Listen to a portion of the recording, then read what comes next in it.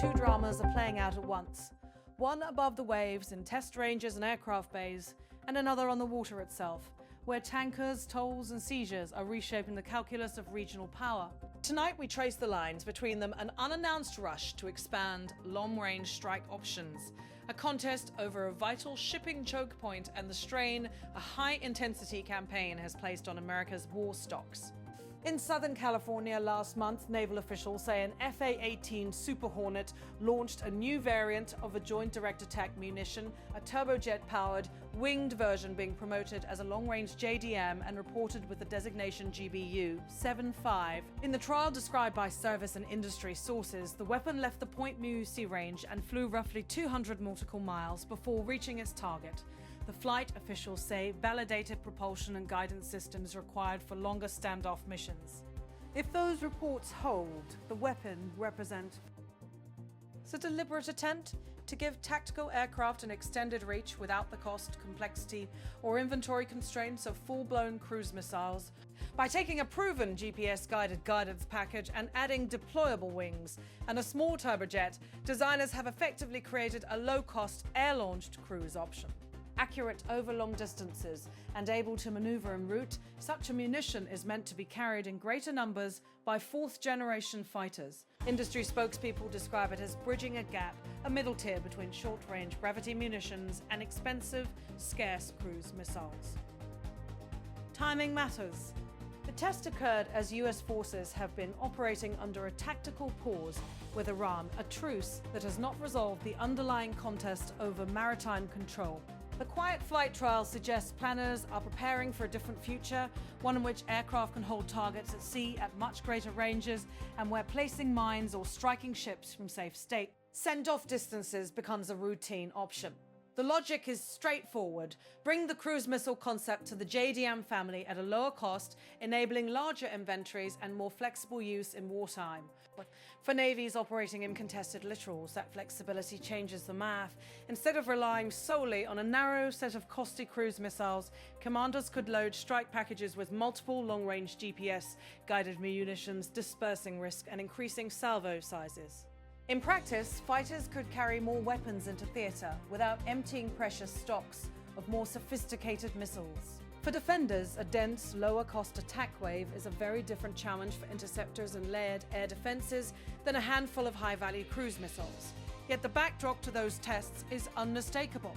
Waterways are being contested, an economy of tolls has emerged at sea, and a shadow fleet still moves oil revenues that sit at the centre of the crisis. Iranian officials have been explicit about turning control of the Strait of Hormuz into a political and economic lever. A senior parliamentary official, Hamidreza Babeh, announced that Iran had already taken in revenue from tolls imposed on ships transiting the strait. He said the first revenue received from the Strait of Hormuz tolls was deposited into the central bank account. That short, concrete, and deliberately public statement makes clear that Tehran is not only posturing. By monetizing transit, Iran is signaling an intent to normalize a new order at the choke point, inspected, screened, and taxed passage, rather than the free global flow that underpins energy markets. The Strait of Hormuz is not beside the story, it is at its center. The corridor carries roughly 1/5 of the world's oil and gas flows, and any sustained disruption ripples through prices, insurance costs, and global trade routes. Against that backdrop, American forces have moved beyond confrontations inside the narrow Channel ISTI.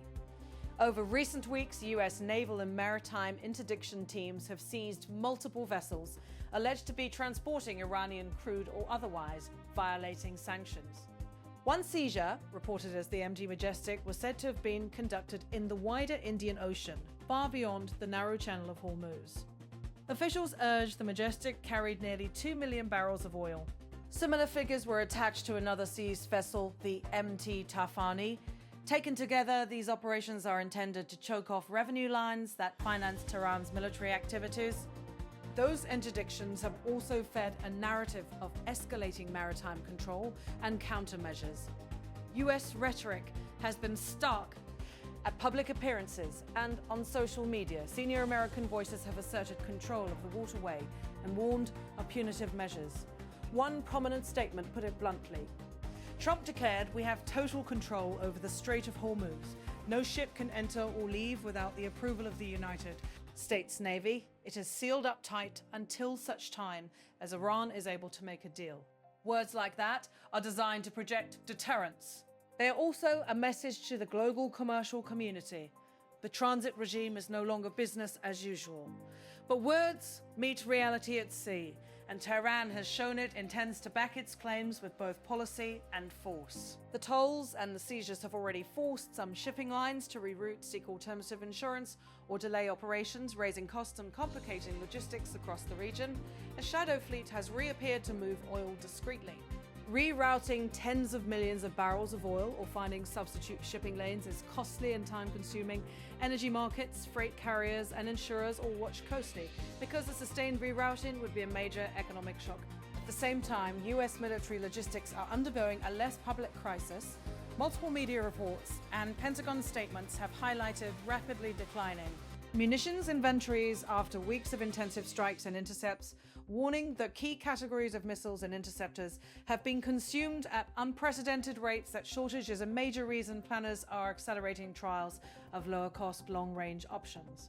Figures cited across reporting are stark. Significant percentages of certain precision inventories have allegedly been expended, and some production lines are running at full tilt but cannot be scaled overnight. The result is a scramble for capacity. Defense officials have reportedly approached major American manufacturers, including automakers and other heavy industry firms, to see whether assembly lines can be retooled to produce missiles, loitering munitions, or components at scale. The objective is simple: shorten the time to replenish stocks and disperse reliance away from a handful of specialized contractors. The kinds of weapons singled out as critical are familiar. Interceptors that protect forces and cities, from ballistic threats, theater strike systems used to hit targets ashore, and Tomahawk-class cruise missiles used for precision deep strikes. Shortfalls in those areas force commanders to consider alternatives, lower-cost attack options, volume over single-shot precision, and a heavier reliance on air-launched and truck-launched loitering weapons. That thinking helps explain why a JDAM variant with wings and an engine suddenly looks so attractive. It promises reach, accuracy, and numerical advantage, but there are no easy fixes. Reconfiguring Detroit factories to build military ordnance is a long, complex process. Tooling, quality control, explosive handling, safety, software, and guidance integration. These are not capabilities you build overnight without rigorous oversight. Officials warn replenishing missile stocks could take months or even years, depending on demand, subcontractor capacity, and export controls. Elsewhere in Tehran, the public face of resilience is deliberate. Stat. E-outlets circulated images and footage on April 21st showing ballistic missiles on the move in several cities. Those events were presented not simply as military pageantry, but as a statement of continued deterrence.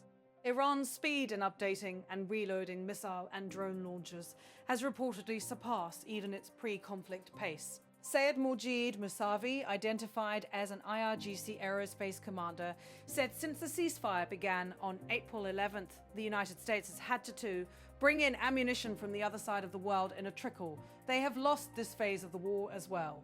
They have lost the Strait, they have lost Lebanon, and they have lost the entire region. Whether those claims are borne out by independent assessments is the subject of intense debate among intelligence analysts, military planners, and regional observers. What is clear is that Iran is using both kinetic and narrative means to demonstrate it can weather pressure, replenish stocks, and signal vulnerability. Belissian American posture, video releases showing underground launchers and repair operations are intended to broadcast endurance and message to domestic audiences and foreign capitals that Tehran's infrastructure remains active even under duress. For US planners, the core operational question is how to prevent a single point of failure from defining strategic outcomes. If missile inventories narrow and interdictions at sea become routine, a balanced approach must combine diplomatic pressure, legal interdiction, and technological adaptation. The JDAM LR test points to one technological answer: buy low, field large numbers of lower-cost air-launched precision weapons that can be used in volume, but there are limits. GPS guidance can be jammed or spoofed. High-value targets may demand higher survivability or terminal seeker solutions. Layered air defences remain a persistent problem for standoff weapons of all kinds, and more reach without better sensing and decision cycles risk. Wasted sorties and misallocated munitions, surveillance, battle damage assessment, and resilient targeting networks are as essential as the weapons themselves. Legal and diplomatic questions will shape the campaign at sea. The seizures of tankers accused of moving illicit cargoes raise complex issues about jurisdiction, evidence, and the proper role of naval interdiction in peacetime or near peacetime. The vessels taken into custody, the legal filings attached to their cargoes, and the diplomatic responses that follow will all influence how maritime law is interpreted in the months ahead. For now, interdictions remain one of the few levers the United States and its partners can use to choke off revenue streams without widening the conflict into full-scale war. Industry capacity is another lever and a choke point. Production lines can be rapidly expanded and new families of weapons fielded in the numbers required. American forces will reduce the pressure to save the highest value M from ARTA. Israel's, if not commanders, will be forced into harder choices. Rationing targets, prioritizing assets, and accepting greater risk in theaters where adversaries possess capable missile and drone arsenals. The theater commander's calculus is tactical as well as strategic. Longer-range, lower-cost munitions enable strikes from safer standoff, but they do not absolve the need for persistent surveillance, timely intelligence, and resilient command networks. Without those elements, additional reach can become inefficient reach. More aircraft loitering with extended-range munitions still need reliable sensors, clear rules of engagement, and robust battle damage assessment to make each sortie count. What we are seeing now, tests on runways and sea ranges, tolls and seizures on the high sea, and frantic conversations in company boardrooms and defense ministries, are all part of the same strategic contest. They are measures of adaptation, how to project naval and air power when inventories are constrained, when adversaries have options to disrupt maritime commerce, and when the political, economic, and industrial dimensions of warfare are deeply intertwined. As night falls over the Gulf and the world watches tanker tracks and satellite feeds, two realities are clear. The battlefield for sea lanes and oil revenue has moved into the open, and the demand for munitions and creative operational choices has never been higher. Whether the decisions taken now across air ranges, shipyards, and boardrooms will be enough to sustain a prolonged pressure campaign remains uncertain.